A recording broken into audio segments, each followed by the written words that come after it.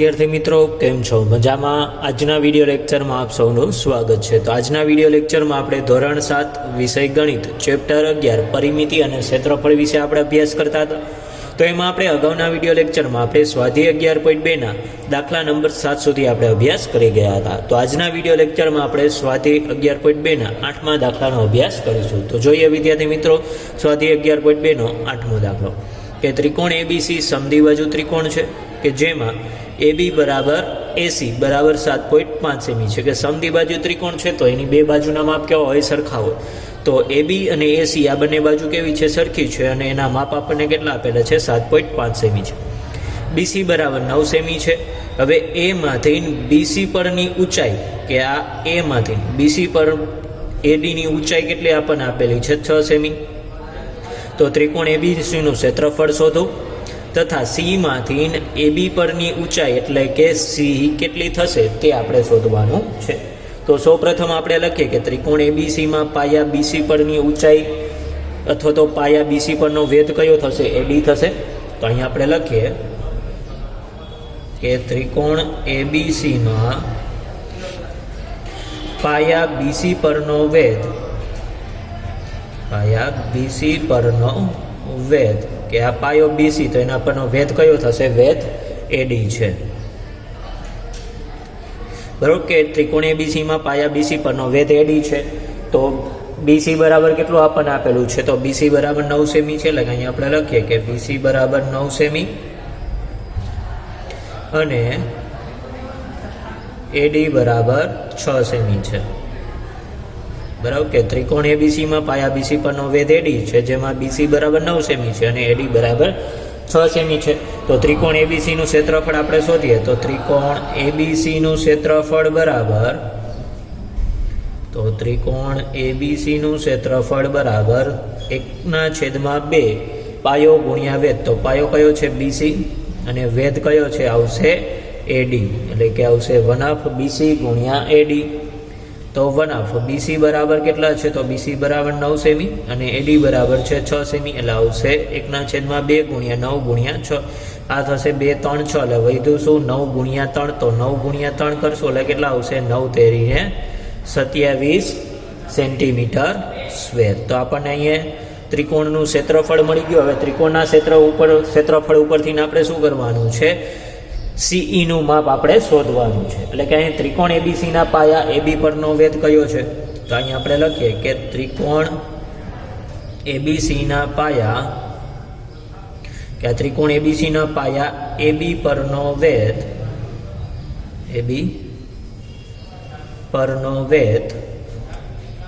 કે આ ત્રિકોણ ABC નો પાયો AB તો AB પરનો વેધ કયો થશે તો આવશે ત્રિકોણ ABC ના પાયા AB પરનો વેધ CE છે। બરાબર એટલે કે આવશે CE એટલે કે વેધ CE છે કે ત્રિકોણ ABC નો પાયો AB તો એના ઉપરનો વેધ કયો થશે CE છે। તો આપણને AB નું માપ કેટલું આપેલું છે અહીંયા આપણને આપેલું છે AB બરાબર 7.5 સેમી છે એટલે કે AB નું માપ 7.5 સેમી અને ત્રિકોણ ABC નું ક્ષેત્રફળ કેટલું છે તો ત્રિકોણ ABC નું ક્ષેત્રફળ 27 સેન્ટીમીટર સ્ક્વેર છે। બરાબર કે ત્રિકોણ ABC નો પાયો AB તો એના ઉપરનો વેધ CE થશે અને જેમાં AB બરાબર કેટલા છે 7.5 સેમી છે અને ત્રિકોણ ABC નું ક્ષેત્રફળ 27 સેન્ટીમીટર સ્ક્વેર છે। તો અહીંયા આપણે લખીએ કે ત્રિકોણ ABC નું ક્ષેત્રફળ બરાબર तो त्रिकोण ABC નું ક્ષેત્રફળ બરાબર કેટલું આપણને આપેલું છે 27 સેન્ટીમીટર સ્ક્વેર। તો હવે ત્રિકોણ ABC ના ક્ષેત્રફળ બરાબર શું થશે 1/2 પાયો ગુણ્યા વેધ। તો પાયો કયો છે AB તો એને અનુરૂપ વેધ કયો થશે CE એટલે આવશે ગુણ્યા CE બરાબર 27। તો હવે 1/2 ગુણ્યા AB આપણને આપેલું છે 7.5 સેમી બરાબર કે 7.5 સેમી ગુણ્યા CE આપણે શોધવાનું છે એટલે CE એમણે બરાબર 27। હવે CE શોધવો છે તો CE ને હું એકલો પાડું છું એટલે કે આવશે CE એમણે અહીંયા 27 હતા આ છેદમાં 2 છે બરાબરની ઓલી બાજુ જશે એટલે આવશે અંશમાં અને આ 7.5 ગુણાકારમાં હતા બરાબરની આલી બાજુ આવશે એટલે આવશે ભાગાકારમાં। તો 27 ગુણ્યા 2 કરશો એટલે આવશે 27 × 2 = 54 એટલે આવશે 54/7.5 તો 54 ભાગ્યા 7.5 કરશો એટલે આપણને જવાબ મળશે CE બરાબર 7.2 સેમી. એટલે કે 54 ભાગ્યા 7.5 કરશો એટલે આપણને જવાબ મળશે CE બરાબર 7.2 સેમી. તો અહીંયા આપણે એ જ શોધવાનું હતું CE નું માપ, અને આપણે શોધવાનું હતું ત્રિકોણ ABC નું ક્ષેત્રફળ. તો ત્રિકોણ ABC નું ક્ષેત્રફળ 87 સેન્ટીમીટર સ્ક્વેર થશે અને CE બરાબર થશે 7.2 સેમી. એટલે કે અહીંયા આપણે લખીએ કે આ ત્રિકોણ ABC નું ક્ષેત્રફળ, ત્રિકોણ ABC નું ક્ષેત્રફળ, ત્રિકોણ ABC નું ક્ષેત્રફળ કેટલું થશે? તો ત્રિકોણ ABC નું ક્ષેત્રફળ થશે 27 સેન્ટીમીટર સ્ક્વેર છે, અને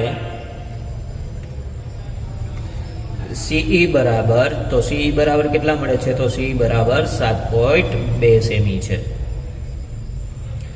કે આમ ત્રિકોણ ABC નું ક્ષેત્રફળ કેટલું છે? તો ત્રિકોણ ABC નું ક્ષેત્રફળ 27 સેન્ટીમીટર સ્ક્વેર છે અને CE બરાબર 7.2 સેમી છે.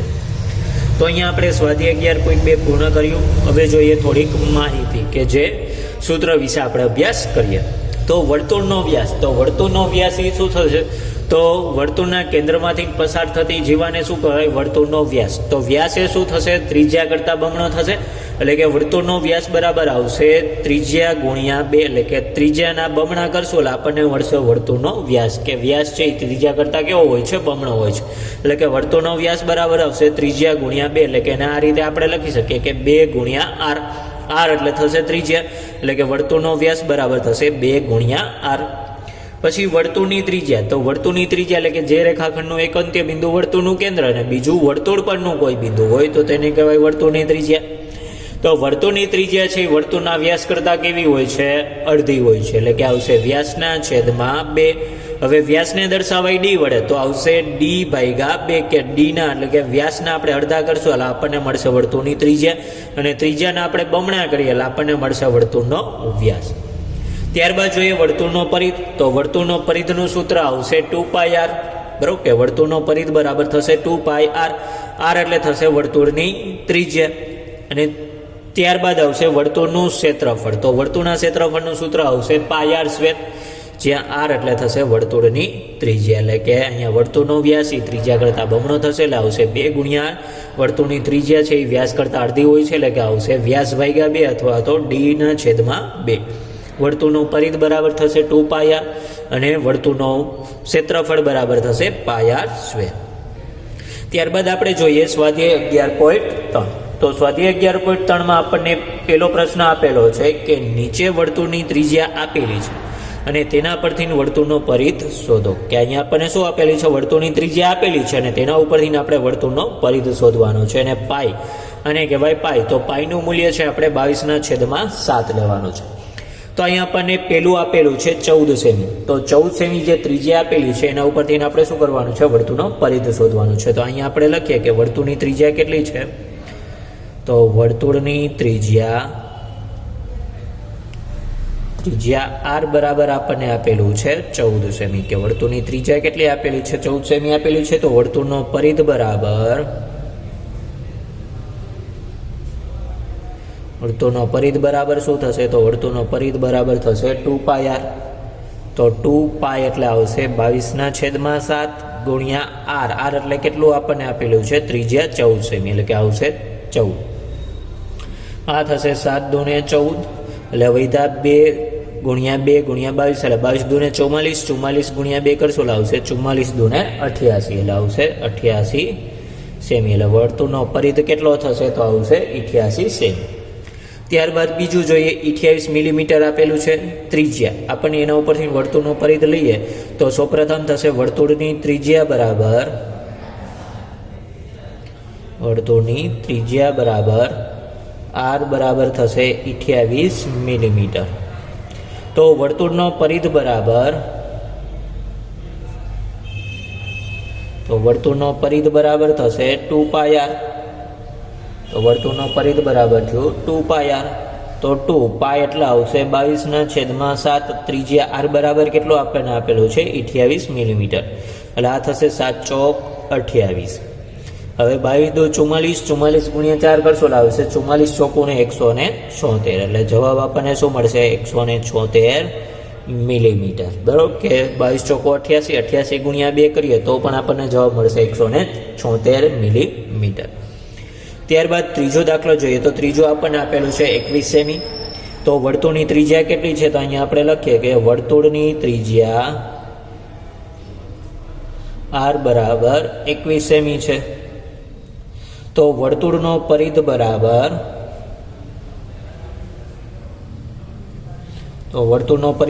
શું થશે? તો વર્તુળનો પરિઘ બરાબર આવશે 2πr. 2π એટલે આવશે 22/7 ગુણ્યા r. r એટલે કેટલું આપણને આપેલું છે? 21. તો 22/7 ગુણ્યા 21, તો આ થશે 7 તેરીને 21. હવે 22 દો 44, 44 ગુણ્યા 3 કરશું એટલે આવશે 44 તેરીને 132 છે. તો 22 તેરી 66, 66 ગુણ્યા 2 કરશું એટલે આવશે 132 સેમી. તો આમ જો ત્રિજ્યા 21 સેમી હોય તો એવા વર્તુળનો પરિઘ કેટલો થશે? તો એવા વર્તુળનો પરિઘ થશે 132 સેમી. તો અહીંયા આપણે પહેલો પ્રશ્ન પૂર્ણ કર્યો. હવે જોઈએ બીજો પ્રશ્ન. તો બીજો પ્રશ્ન અહીંયા આપણને આપેલો છે કે નીચેના વર્તુળના ક્ષેત્રફળ ગણો. કે અહીંયા આપણને ત્રિજ્યાના માપ આપેલા છે અને ત્રિજ્યાના માપ ઉપરથી શું કરવાનું છે? આપણે વર્તુળનું ક્ષેત્રફળ શોધવાનું છે. તો અહીંયા આપણને પેલું જે વર્તુળ આપેલું છે એ વર્તુળની ત્રિજ્યા આપણને આપેલી છે 14 મી. એના ઉપરથી આપણે શું કરવાનું છે? એનું ક્ષેત્રફળ શોધવાનું છે. એટલે કે અહીંયા આપણે લખીએ કે ત્રિજ્યા r બરાબર, તો ત્રિજ્યા r બરાબર કેટલું થશે? 14 મિલીમીટર.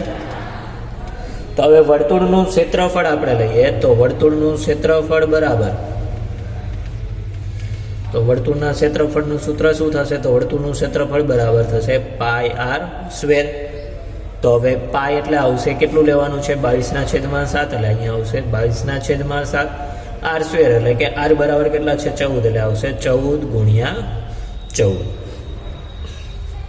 આ થશે 7 દુને 14. હવે વૈધા 22 ગુણ્યા 14 દુને 28.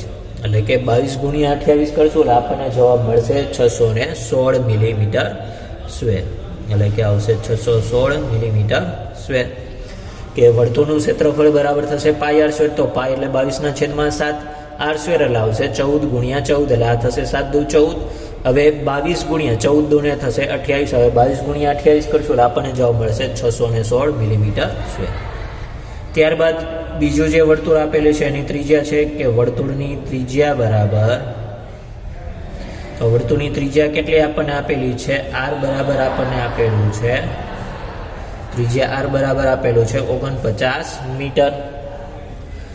હવે ત્રિજ્યા નથી આપેલી આપણને, ત્રિજ્યા બરાબર વ્યાસ આપેલો છે. વ્યાસ 49 મિલીમીટર છે, ઓલો 49 મીટર છે. તો વર્તુળની ત્રિજ્યા બરાબર કેટલા થશે? વ્યાસના અડધા. એટલે કે વર્તુળની ત્રિજ્યા બરાબર થશે r બરાબર થશે 49/2 મીટર. બરાબર કે અહીંયા આપણને શું આપેલું છે? વ્યાસ આપેલું છે 49 મીટર. તો એને આપણે સૌપ્રથમ શું કરવું પડશે? ત્રિજ્યામાં રૂપાંતર કરવું પડશે. તો વર્તુળની ત્રિજ્યા બરાબર શું થશે? તો વર્તુળની ત્રિજ્યા r બરાબર થશે વ્યાસના છેદમાં 2. તો વ્યાસ કેટલો છે? 49. એટલે આવશે 49/2 મીટર. તો હવે આપણે વર્તુળનું ક્ષેત્રફળ લઈએ. તો વર્તુળનું ક્ષેત્રફળ બરાબર, તો વર્તુળના ક્ષેત્રફળ બરાબર શું થશે? πr². એટલે કે વર્તુળનું ક્ષેત્રફળ બરાબર πr². પાઈ એટલે આવશે 22/7 r². એટલે કે ત્રિજ્યા r બરાબર શું છે? 49/2. સ્ક્વેર છે એટલે આવશે 2 વખત 49/2. 49/2. આ થશે 7 49. આ થશે 11 દુને 22. તો હવે આપણે આગળ જોઈએ તો કેટલા થશે? કે 11 ગુણ્યા 7 કરીએ તો 11 7 ને 77 ગુણ્યા 49. 77 ગુણ્યા 49 ના છેદમાં 2 આવશે. બરોબર કે 77 ગુણ્યા 49 ના છેદમાં 2. તો 77 ગુણ્યા 49 કરીને આપણે ભાગાકાર કરશું તો આપણને જવાબ મળશે 1886.5 કે 1886.5 મિલીમીટર સ્ક્વેર. કે આપણે અહીંયા 7 7 49 થશે ને, આ થશે 11 દુને 22. તો શું વૈધો 11 ગુણ્યા 7 એટલે આવશે 11 7 77 ગુણ્યા 49 અને છેદમાં આવશે 2. 77 ગુણ્યા 49 કરીએ અને એને આપણે 2 વડે ભાગશું એટલે આપણને જવાબ મળશે 1886.5 મીટર સ્ક્વેર. એટલે કે જે વર્તુળનો વ્યાસ 49 મીટર હોય તો તેનું ક્ષેત્રફળ કેટલું થશે? તો આવશે 1886.5 5 મીટર સ્ક્વેર. ત્યારબાદ ત્રીજું જે વર્તુળ છે એની ત્રિજ્યા આપણને આપેલી છે 5 સેમી. એટલે કે અહીંયા આપણે લખીએ કે વર્તુળની ત્રિજ્યા બરાબર, તો વર્તુળની ત્રિજ્યા r બરાબર શું આપણને આપેલું છે? 5 સેમી આપેલું છે. તો વર્તુળનું ક્ષેત્રફળ બરાબર, તો વર્તુળનું ક્ષેત્રફળ બરાબર થશે પાઈ r સ્ક્વેર. તો વર્તુળનું ક્ષેત્રફળ બરાબર પાઈ r સ્ક્વેર. પાઈ એટલે આવશે 22/7 r સ્ક્વેર. r સ્ક્વેર એટલે શું આવશે? 5 નો વર્ગ, એટલે કે આવશે 5 ગુણ્યા 5. તો 22 ગુણ્યા 5 ગુણ્યા 5 કરશો એટલે પચું કેટલા થશે? 25 થશે. છેદમાં આવશે 7, એટલે કે 22 ગુણ્યા 25 છેદમાં આવશે 7. હવે 22 ગુણ્યા 25 કરશું એટલે આપણને જવાબ મળશે 550. એટલે કે 22 ગુણ્યા 25 કરતા જવાબ આપણને મળશે 550. 550 ભાગ્યા 7 કરશું, કારણ કે છેદમાં 7 આવશે, એટલે કે 22 ગુણ્યા 25 કરતા જવાબ મળ્યો 550 અને છેદમાં આવશે 7. હવે 550 ભાગ્યા 7 કરશું એટલે આપણને જવાબ મળશે 78.57 સેન્ટીમીટર સ્ક્વેર. કે 550 ભાગ્યા 7 કરશું એટલે આપણને જવાબ શું મળશે? તો આપણને જવાબ મળશે 78.57 સેન્ટીમીટર સ્ક્વેર. તો અહીંયા આપણે બીજો પ્રશ્ન પૂર્ણ કર્યો. હવે જોઈએ ત્રીજો પ્રશ્ન. કે ત્રીજો પ્રશ્ન અહીંયા આપણને આપેલો છે કે એક વર્તુળાકાર કાગળનો પરિઘ આપણને આપેલો છે 154 મીટર છે. તો તેની ત્રિજ્યા શોધો અને તેનું ક્ષેત્રફળ પણ શોધો. કે શું આપેલું છે? એક વર્તુળાકાર કાગળ આપેલો છે, એ કાગળનો પરિઘ છે 154 મીટર. તો એના ઉપરથી આપણે ત્રિજ્યા શોધવાની છે અને તેનું ક્ષેત્રફળ પણ આપણે શોધવાનું છે. અને જ્યાં પાઈ આપણને આપેલો છે 22/7 લેવાનો છે. તો વર્તુળાકાર કાગળનો પરિઘ આપણને શું આપેલો છે? તો અહીંયા લખીએ, તો વર્તુળાકાર કાગળનો પરિઘ, તો વર્તુળાકારનો કાગળના પરિઘ બરાબર શું આપણને આપેલું છે? તો વર્તુળાકાર કાગળનો પરિઘ આપણને આપેલો છે 154 મીટર. તો વર્તુળાકાર કાગળના પરિઘ બરાબર શું થશે? તો પરિઘ બરાબર થાય 2πr. તો 2πr બરાબર કેટલા થશે? તો આવશે 154 મીટર. હવે 2 પાઈ એટલે આવશે 22/7 ગુણ્યા r. આપણે શોધવું છે, એટલે કે ત્રિજ્યા આપણે શોધવી છે. તો બરાબર આવશે 154 મીટર. હવે ત્રિજ્યા r શોધવી છે, તો બાકીનું બધું બરાબરની ઓલી બાજુ જાવ દો, એટલે કે r ને એકલો પાડું છું. તો આવશે 154. આ 7 ભાગાકારમાં હતા, આલી બાજુ આવશે એટલે આવશે ગુણાકારમાં. 2 ગુણ્યા 22 છે એ ગુણાકારમાં હતા, બરાબરની આલી બાજુ આવશે એટલે આવશે ભાગાકારમાં. તો હવે 22 થશે 154, એટલે 22 + 154. તો શું વધ્યું? 7 ગુણ્યા 7. તો 7 કેટલા થશે? 49. એટલે આવશે 49/2 મીટર. તો ત્રિજ્યા r બરાબર આપણને શું મળ્યું? 49/2 મીટર. અથવા તો 49/2 આપણે છે એને 2 વડે ભાગીએ તો 49 ભાગ્યા 2 કરશો એટલે આવશે 24.5 મીટર. અથવા તો 49/2 મીટર થશે. કે ત્રિજ્યા કેટલી થશે? તો ત્રિજ્યા r બરાબર થશે 24.5 મીટર અથવા તો 49/2 મીટર. તો હવે આપણે વર્તુળનું ક્ષેત્રફળ શોધવાનું છે. તો વર્તુળનું ક્ષેત્રફળ બરાબર થશે, કે વર્તુળનું ક્ષેત્રફળ બરાબર, તો વર્તુળના ક્ષેત્રફળ બરાબર શું થશે? પાઈ r સ્ક્વેર. પાઈ એટલે આવશે 22/7. હવે ત્રિજ્યા r બરાબર શું થશે? તો ત્રિજ્યા r બરાબર 49/2 અથવા તો 24.5. આપણે લઈએ 49/2. હવે r સ્ક્વેર છે એટલે આવશે 2 વખત 49/2 ગુણ્યા 49/2, કારણ કે r સ્ક્વેર છે. r સ્ક્વેર એટલે કે 49/2 નો વર્ગ આવશે. તો એ 49/2 2 વખત આવશે, એટલે કે 49/2 ગુણ્યા 49/2. આ થશે 7 49, અને આ થશે 11 દૂને 22. હવે ઉપર નીચે ક્યાંય ભાગ ઉઠતા નથી, એટલે આવશે 11 ગુણ્યા 7 ગુણ્યા 49 અને છેદમાં આવશે 2. હવે 49 ગુણ્યા 7 ગુણ્યા 11 કરીએ તો 11 + 77 થશે. 77 ગુણ્યા 49 ના છેદમાં 2 આવશે. હવે 77 ગુણ્યા 49 કરશો એટલે આવશે 3773. એટલે કે 77 ગુણ્યા 49 કરશું એટલે આપણને જવાબ મળશે 3773. ભાગ્યા 2 કરશું એટલે આપણને જવાબ મળશે 1886 સેન્ટીમીટર સ્ક્વેર. એટલે કે આવશે 1886.5 સેન્ટીમીટર સ્ક્વેર. તો આપણે વર્તુળનું ક્ષેત્રફળ અને ત્રિજ્યા શોધવાની હતું. તો વર્તુળનું ક્ષેત્રફળ કેટલું થશે? 1886.5 સેન્ટીમીટર સ્ક્વેર. અહીં મીટરમાં આપેલું છે એટલે આવશે મીટર, બરાબર, એટલે કે આવશે મીટર સ્ક્વેર.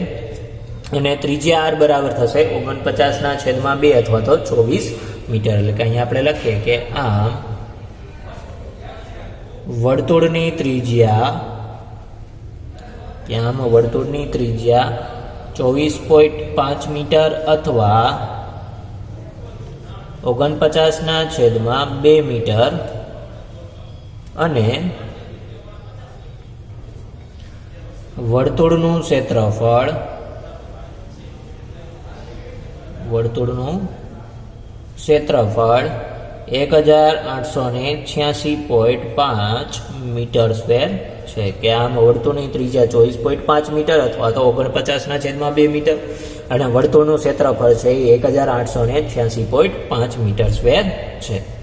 તો અહીં આપણે સ્વાધ્યાય 11.3 પ્રશ્ન 3 સુધી આપણે અભ્યાસ કર્યો. આવતા વિડીયો લેક્ચરમાં આપણે આગળના પ્રશ્નનો અભ્યાસ કરીશું. તો ત્યાં સુધી દરેક વિદ્યાર્થી મિત્રને જય હિન્દ, જય ભારત.